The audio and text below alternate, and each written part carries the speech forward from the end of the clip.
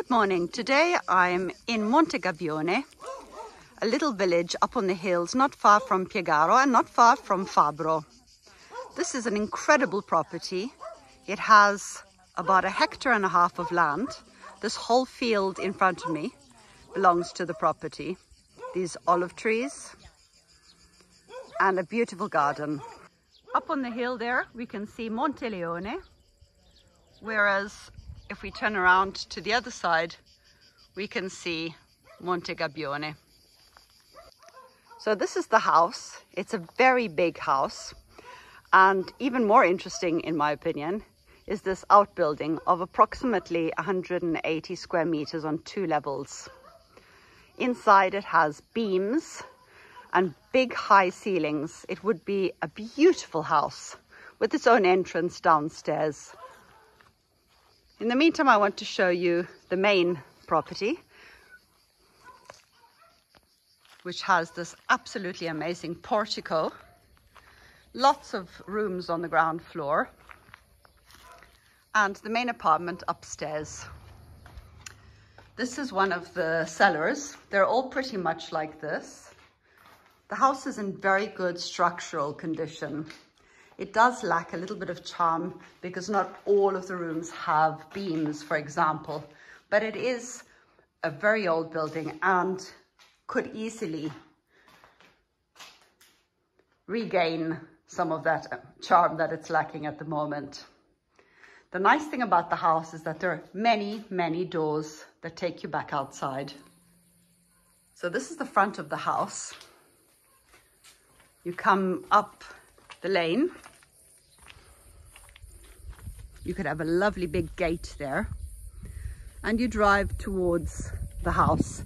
On one side of the road we have the olive grove, where there are also lots of fruit trees, figs, walnuts, pomegranates,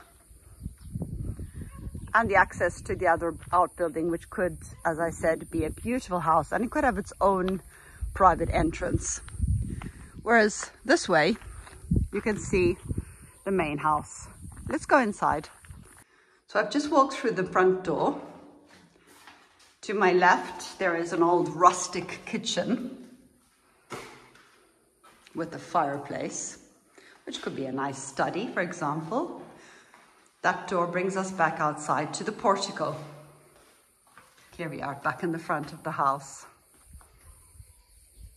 What a lovely breeze there is. Another really nice thing of this property, besides the beautiful mature garden and the amazing views, is the quiet. So I've just come up the steps, and here you have access to the actual main living area of the building. There are a lot of walls which I would knock down, because there was a tendency in the 70s to have these big corridors. This is the living room. It's a really nice big space. Sun pouring through the window. It has a fireplace and access to the terrace outside. The same terrace which we will see from the kitchen.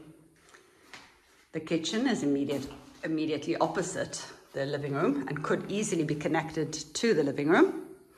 We have this nice big door leading out to the same terrace of the living room,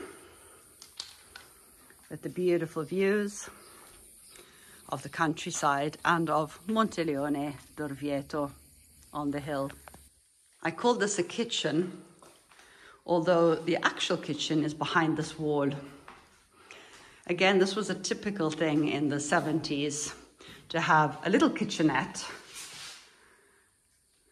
and a dining area separate, called a tinello. As you can see, the wall is paper thin and can easily be knocked down to create a very big and bright kitchen. Then we walk into what they call the night area. It's the area separated from the day area, normally by a door like this. Again, it's a very old-fashioned layout. Here we have 4 bedrooms, and they're all rather big. Bedroom number 1.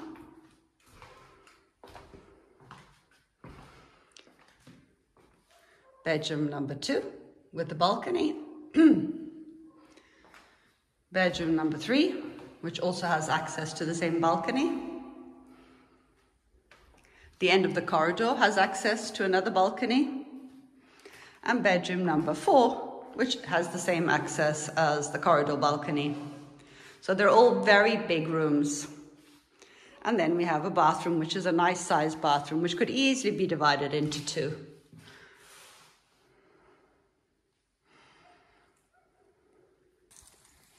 So I just want to show you what this annex looks like on the other side, because it's incredibly full of potential and would be a beautiful second house. So that's our main house with the roof, with the terrace upstairs. And then here, you just walk below, and this is the annex on the 2 levels of approximately 90 square meters per floor. And it's got this very private back garden, which could be its front garden actually. Consider the whole field of 1 hectare behind these olive trees also belong to the property. So the property offers a lot of land, a lot of space. It does need a bit of work, but you can also do very little. The house is immediately livable. It just needs a good lick of paint. Or you could convert the annex into another habitation.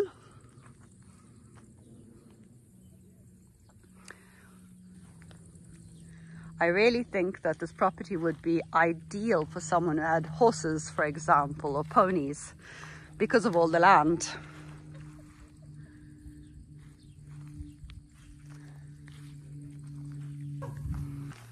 This is a secular oak tree, hundreds of years old. It's enormous and extremely beautiful.